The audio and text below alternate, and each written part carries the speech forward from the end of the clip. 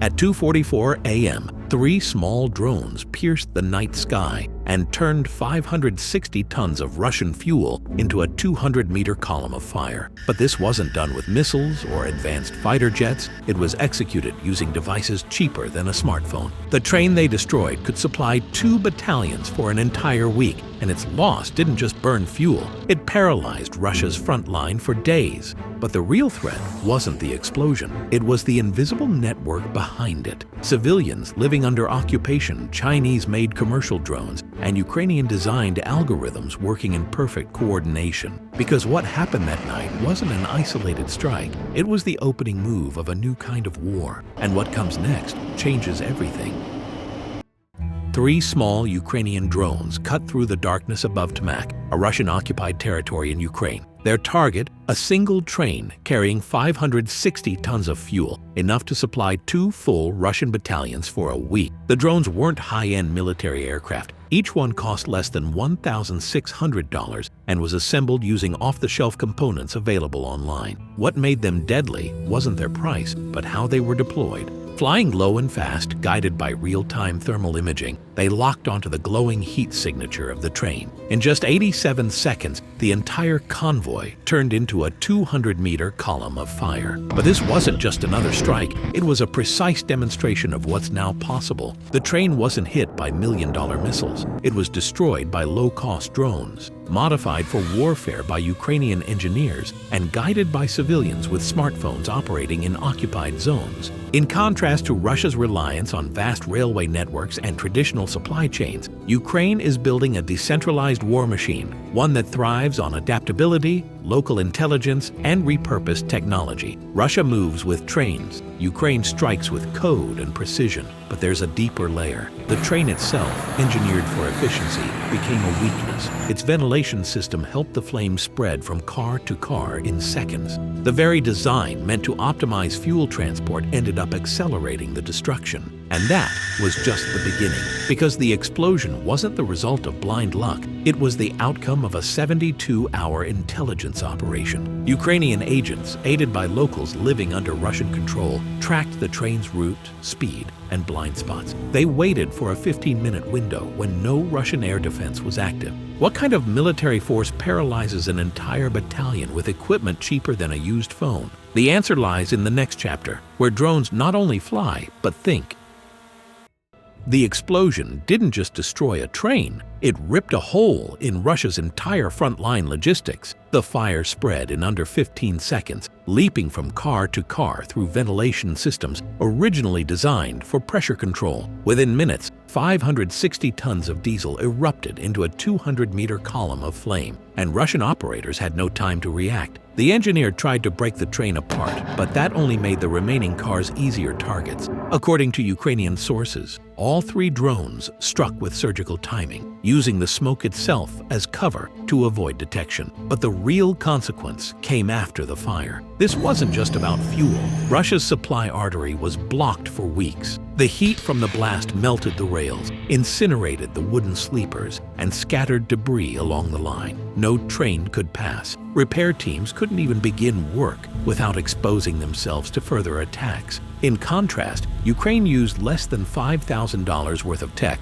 to freeze millions of dollars in equipment. While Russia depends on an 85,000-kilometer railway grid to move its war machine, Ukraine needs only a few modified drones and a window of 15 minutes. And the difference is even clearer when you look at mobility. Where Russia requires heavy rail infrastructure, Ukraine operates from smartphones and garages. But there's more. Civilians living under Russian occupation, using nothing but basic phones, tracked the train's location for 72 hours. They identified the exact moment it would be outside Russian air defense coverage. These locals risked their lives not by fighting, but by filming. And here's what no one's talking about. This wasn't a military base. It was a moving target, protected by timing and geography. But Ukraine didn't just hit it, they hunted it. And now, for every train still running, there's one terrifying question Russian commanders can't answer. Which one is next? The strike may have hit its target, but it didn't end there. As the fuel train burned, Russian electronic warfare systems scrambled to locate and shut down the Ukrainian drones. One of these systems, the LIR-3, mounted on a KAMAZ truck, detected drone signals and activated jamming protocols within a 30-kilometer radius. Russian operators first deployed broadband jamming, high-powered noise on multiple frequencies. When that failed, they shifted to focused interference, targeting the 2.4 and 5. 8 GHz bands used by commercial drones, but the Ukrainian drones were ready. They used frequency hopping tech, switching bands up to 1,200 times per second, making it nearly impossible for jammers to lock on. But this triggered a deeper problem. The Russians responded with GPS spoofing, sending fake satellite data to confuse the drones. Again, the Ukrainians had prepared for this. The drones instantly switched to inertial navigation, relying on internal sensors to calculate position without GPS. The attack continued, completely autonomous, guided by onboard gyroscopes and accelerometers. In contrast to traditional systems requiring constant operator control, these modified Mavic 3s functioned like guided missiles. Their onboard AI, trained to recognize Russian railway equipment, identified fuel tank cars, selected impact points, and executed strikes with zero human input in the final phase. But here's where it gets even more complex. The same Russian system trying to jam Ukrainian drones also deployed its own drones, Orlan-10s, equipped with jammers to suppress Ukrainian signals. What emerged was a layered digital battlefield, drones trying to outmaneuver other drones mid-air, each side deploying electronic weapons from the sky. And the tension doesn't stop there, because every jamming system Russia deploys becomes a new target, and every drone Ukraine launches adapts faster than the last. So now the question shifts. If jamming doesn't stop them and GPS spoofing fails, what exactly can Russia do to defend its supply lines? Ukraine's ability to launch precision drone attacks at scale forced Russia to rethink its logistics in real time, but Russia's response revealed a deeper flaw. They relied on jam-resistant trucks, hardened rail routes, and satellite deception. None of it worked. The drones adapted. Frequency hopping defeated signal jammers. Inertial navigation bypassed GPS spoofing. The drones kept flying. But there's a darker consequence. Russia's entire front became slower and more vulnerable. With rail lines crippled, fuel and ammunition had to be moved by trucks. These vehicles are less efficient, cover less ground, and are easier to destroy. What was once a highly centralized supply chain became fragmented and exposed. In contrast, Ukraine adapted in weeks. They shifted from commercial drones to battlefield-ready systems using simple upgrades, thermal vision, encrypted signals, AI-assisted guidance. Meanwhile, Russia, with a military-industrial complex decades old, struggled to react to $1,600 drones operated from hidden garages and coordinated by civilians. But this imbalance revealed something more dangerous. The longer Russia delays adaptation, the more predictable its infrastructure becomes, and the more vulnerable each convoy, train, or depot becomes by default. And here's the uncomfortable truth. This isn't just a tactical failure, it's a strategic one. Because if Russia can't protect its supply lines, it can't sustain the war. Ukraine didn't just build drones. They built an entire air force without a single jet. At the center of this transformation is the DJI Mavic 3, a commercial drone sold on civilian marketplaces for less than $1,000. Ukrainian engineers modified the Mavic 3 with high-resolution Hasselblad cameras, thermal imaging, and software capable of autonomous navigation. These drones now fly at altitudes of 6,000 meters, dodge Russian jammers using frequency hopping technology, and hit targets using onboard recognition systems trained to identify Russian railway equipment. But here's the twist. Ukraine's drone revolution depends on a foreign company, DJI, a Chinese manufacturer. And DJI has stopped producing the Mavic 3. Every drone currently on the battlefield comes from leftover stock. No new units are being made. This means Ukraine's most successful tool in the war depends on the inventory decisions of a Chinese tech company. In contrast, while Ukraine accelerates innovation from garages and battlefield necessity, Russia relies on Soviet-era systems, bloated command chains, and aging supply routes. The irony is sharp.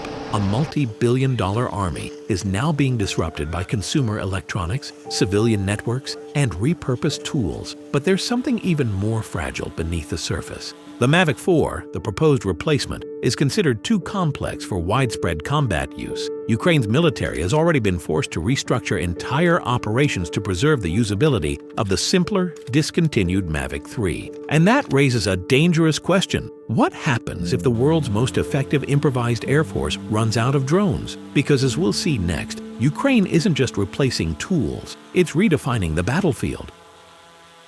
After realizing that traditional weapons couldn't keep pace with Ukrainian improvisation, Kyiv pivoted to a new kind of strategy, one that ignores air superiority and focuses entirely on speed, coordination, and adaptability. Instead of investing in large drones or fighter jets, Ukraine began deploying cable-guided drones, connected directly to operators through fiber optic wires. These systems are immune to radio jamming because they don't use radio at all. At the same time, they introduced fully autonomous drones guided by artificial intelligence. An operator locks onto a target on the screen, and the drone completes the mission by itself, even if the signal is lost midway. But this is more than technical adaptation. It's a change in mindset. While Russian forces rely on rigid command structures and decades-old tactics, Ukraine builds modular, flexible attack units powered by civilian hardware and decentralized intelligence. The speed of iteration is unmatched. Traditional defense industries take years to approve a prototype.